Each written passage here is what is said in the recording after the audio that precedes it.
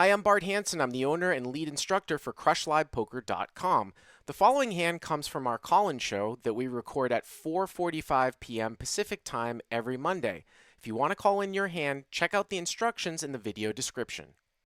Yeah, man, this is a 3-5 game. One of the tougher spots I've been in, honestly. I think every street's got some pretty interesting decisions. Basically, I'm in the big blind. The under the gun lady raises to $15. She's really tight. I think there's some definitely some debatable things in this. She had flattered me with like jacks and ace kings. I don't know what her raising range is, but I assume it's pretty tight under the gun. So where's this played out of? What's the structure, real quick? It's Peppermill. It's 3-5. Okay, 3-5 and some cap or something. It's match the stack. Oh, okay. So we're pretty deep. I have about 3,200 in front of me. It's about 3,200 effective. Yeah, the lady has 700, but the main villain's going to have me covered. Okay, cool. So under the gun to 15. Yep. The cutoff is an older gentleman. He's got about 1,500. He calls the 15. Okay. And then the button is the main villain. He calls the 15 as well. Okay. And I'm in the big blind with ace, queen of spades. Okay. I think it's debatable whether I should be 3-betting here or flatting. Maybe it's a flat versus a really tight range, closing the action. But I elected to 3-bet to 85. And I think it might be a little small too. Yeah, I mean, here's the thing. Like, so if you were heads up, there's more of a reason, obviously, to, call. But with that extra dead money out there, there's an overlay in terms of the amount of dead money. I mean, people who play live, they play too many hands. So, I mean, 15 call, you probably could make it something like 100. It's a little bit on the smaller side, but, I don't hate it because a lot of times some of these guys are going to have shorter stacks. Like you said, the initial UTG is small. She only has like 700, so... yeah, she has 700. But I definitely think you should 3-bet, though. Yeah, there's a concept you talked about how when you're betting for value and you get called, you did something wrong if you're not happy with it. Right. So she calls. Okay. Hemmed and hawed and called, almost like she was debating a 4-bet, and called. And my first reaction was, oh, no. So I don't know if that's good or bad.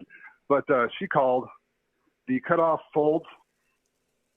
And the button, who I was not expecting to overcalls, thought about it for about 15, 20 seconds and called. He's obviously a winning reg on the button. This is one of these unique situations where, I don't know how this guy plays pre-flop, but he's supposed to be, because of that dead call, squeezing some too, because there was a call in front of him. Now, if it might have been a little bit different if it had gone UTG open, button call, you 3-bet, and then he could be a lot stronger in that particular spot, like if he called pre. But here, it's sort of like he doesn't have a very strong range, I think, based upon this pre-flop stuff, which means that these are interesting spots where you can sort of liberally barrel people off because they don't adjust or the dynamic isn't really there where they're not defending as much to the way that they should be because his range is sort of a little bit collapsed. Whenever you 3-bet somebody who had initially called in the field and then they call again, it's usually not like the top hands. And here, because he should be squeezing because there was a call in between, that's how I would look at this spot. But okay, so you go 3 ways. Yeah, there's something to be said, though, for the fact that he knows she's really tight, too, though. So he could have a stronger range in the button. It's possible. Sure. It is possible. Sure. Okay. So we're 3 ways to the flop. The pot's about 270. Okay. I want to say. Yep. The sun right. Ace of clubs, 7 of hearts, 6 of clubs. So ace of clubs, 7 of hearts, 6 of clubs. So you flop top pair, obviously. Yep. Okay. And I thought, obviously going back to the pre-flop, I was worried when she called me. I thought she might have an ace king. She might have. I mean, that's the only hand I lose to her. I elected to check, which is probably obviously a mistake. But I did check just to see what was going on. Okay. We can discuss that, but I mean, I think ace queen's probably good enough for a bet here. When I do the top section stuff, like when it's really close, it's interesting. Like the backdoor flush draw combos get bet off more often than the non ones. So like if there was one spade out there, you would tend to bet that more than if you didn't have a backdoor flush combo. You can certainly check some aces here. I mean, I would probably err towards betting. I don't think it's a mistake necessarily Yeah. to check. So you check. I tend to do this a little too much. I think I do tend to like almost get a little tricky with these kind of hands, but especially this deep, it might be a bet. Anyway, she checks, and the button pretty quickly bets 120. Okay. I assume you call. I call. Yep. Yeah, and she folds. Okay, so I later now, found out that she had a really strong hand. Oh, really? Yes. Doesn't matter though. So now the pot is what, like something like 520-ish, something like that? I have 510. I have. Okay. All right. So you check, the button bets 120 and you call. Okay. Yep. Turn is the 4 hearts. Okay. Double flush draw board now. Front door clubs, back door hearts, ace 7, 6, 4. You have ace queen of spades. Okay. Yeah, I have to check again the way I played the hand. I don't think I can really bet now. Okay. Yeah. You check. He bets 600 pretty quickly. He overbets the pot. Yep.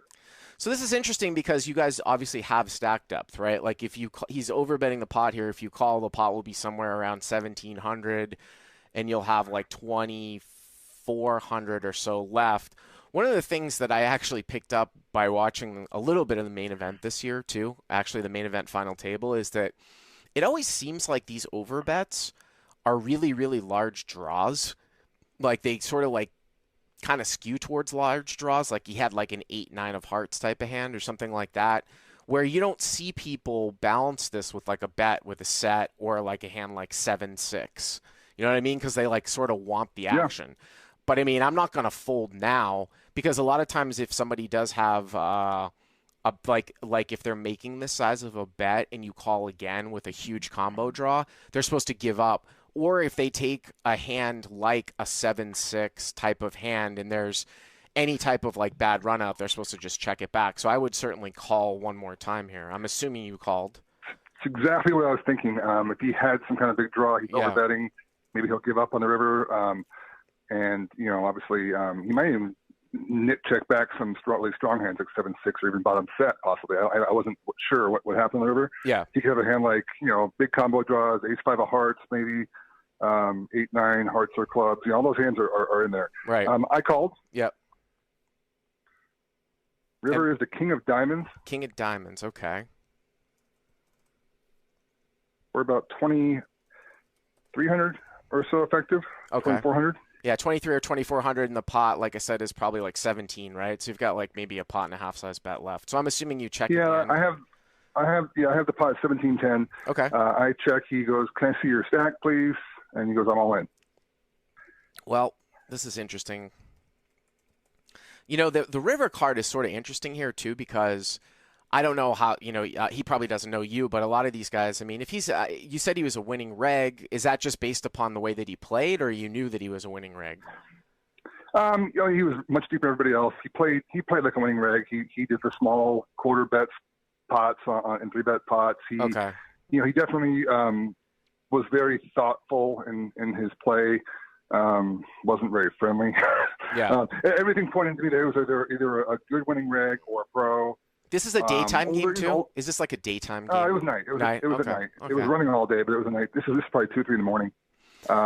We had some history with some 3-bets earlier. I 3-bet a few times, but he 4-bet me one time, and I had queens, and we checked it, and I won. Here's the way that I would look at this, right? And this is sort of where, if you're trying to play from an equilibrium standpoint, how it might differ from basically like being in a live standpoint. I think the king is kind of interesting because I think that might pull back some people if they were going to make some sort of value bet with like, say, 7-6 here. Now, obviously, like you can bet a set, right? 7s or 6s. But like he said, let's say he had like 7-6 or maybe even like ace-6 suited or something like that. And I guess there would be 2 combos of that. Like, I don't know if a guy is going to jam all in here for a pot and a half with like 2 pair because sometimes you might have ace-king. You see what I'm saying? Like, it kind of slows it down a little bit. So when you look at this, I bet you if you put it into, a solver, like a GTO solver where people were playing reasonable ranges, this would probably be a defend. I would imagine that, or it might be sort of neutral. Like it might be like indifferent. Like the bet might make like ace queen indifferent.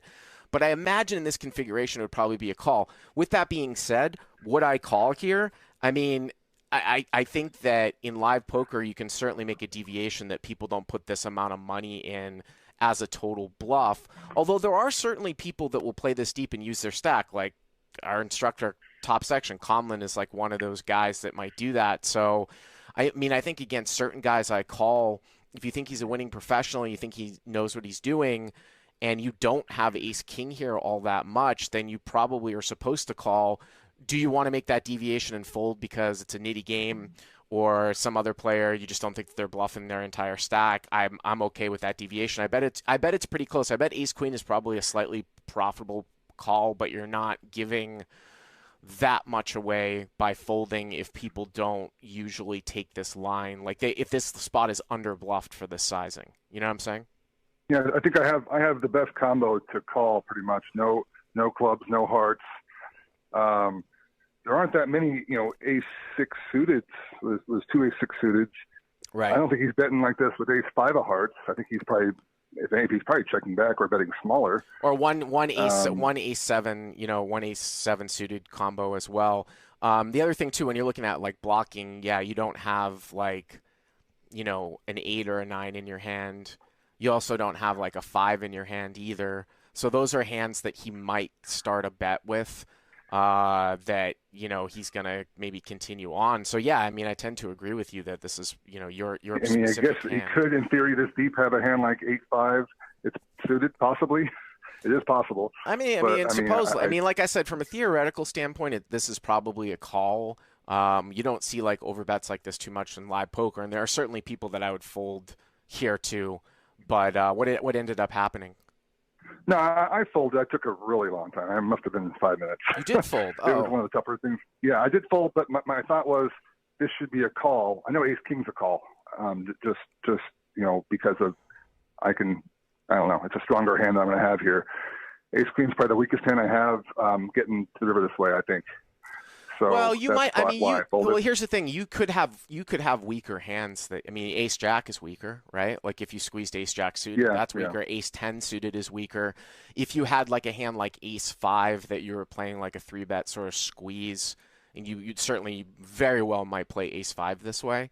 So when people they say like calling down linearly, like I would much rather call here with ace queen than ace 5, and also to some of the blocking sort of properties. Yeah. Did you ever find out what he had? No, I just didn't believe the guy would empty the clip and bluff his whole stack off. But then again, who knows? I have never. I've obviously seen it before, but I just didn't think this guy would do it. Mm-hmm. He tended to make a play of the pot and then give up more. Yeah. In earlier hands I saw. Yeah. He didn't seem to ever just go nuts. He would make a play or two on earlier streets. So that was my biggest, deciding factor. But it was more just the amount of money he was putting in the pot, which whether it's a big exploit or not, I thought it was closer than maybe a lot of people would say. It's definitely a set. I don't think it's definitely a set. Well, here's the thing. Like, he doesn't. If you play ace king sometimes this way, he might have just thought that, I'm going to get this guy to call with ace king. When he makes that bet on the turn of 600, it sort of throws out pocket kings as a hand that you might go call with. So he might be targeting ace king, but you never found out what he had? No. I want to ask you two questions real quickly. Can he ever have ace king here? To talking about the fact that the guy knows the girl's really tight. And the other question is, what's your plan if you bet the flop? What's my plan if I bet the flop? Oh, let's say he calls the flop or raises the flop or raises the turn or, calls the turn, raises the river. Obviously that's a little easier to fold. If I bet the flop and he called, I very well might bet turn again. At some point I might go for, usually like in a multi-way pot, you can certainly start a bet out of like 100, especially if you're super concerned about that lady's like kind of tight range, which I think is what you ended up, checking the flop. But people are saying, this all starts by him not betting the flop. I don't have a problem really that much with the check for the reasons that you stated. It's just a question of how you're going to play the hand out. If you bet the flop and he raises, it's kind of the same thing, right? It's almost the same thing as what happened here, right? Like he put like max pressure. Have you been in situations where you've bet called ace queen and then just, you thought the guy was on a draw, so you just called down but I don't have a Yeah. huge problem with the check on the flop, and it's not. It's not. People are like, you're just trying to play like your ranges with different partials. It's not a situation Sure. where that somehow got you into this spot, but. Sure. I mean, I appreciate your time. All I right, need other Andrew. calls. I Thanks. want to say. I'll say one thing. I asked him what he thought I was going to do. Yeah. I said, "What do you think I was going to do there?" And he said, "He goes, I don't know. I don't know you that well, so I don't know." Let me feel a little better about the fold. Yeah, I mean, that's definitely true. But thanks for the call, Andrew. I appreciate it. Hey guys, if you like what you've seen here, please click on the subscribe button and you'll get notified every time we put up a new video. And if you want to check out crushlivepoker.com for the first month free, use the code YTA200. Click on the link right there.